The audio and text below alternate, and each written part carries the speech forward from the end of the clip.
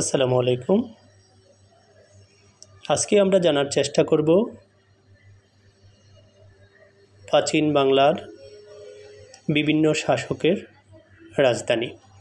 শাসক রাজধানী: ফখরুদ্দীন মোবারক শাহ, সোনারগাঁ; গিয়াসউদ্দিন আজম শাহ, সোনারগাঁ; বাহাদুর শাহ, সোনারগাঁ; ঈসা খাঁ, সোনারগাঁ; জালালউদ্দিন মাহমুদ শাহ, গৌড়; রাজা গোপাল ও ধর্মপাল, পাহাড়পুর, সোমপুর; বিজয় সেন ও লক্ষণ সেন, নদিয়া, বিক্রমপুর; বখতিয়ার খলজি, লখনৌতি; নবাব আলীবর্দী খাঁ, মুর্শিদাবাদ; হর্ষবর্ধন, কঞ্জ; বর্মদেব, বিক্রমপুর; শামসুদ্দিন ইলিয়াস শাহ, পান্ডুয়া।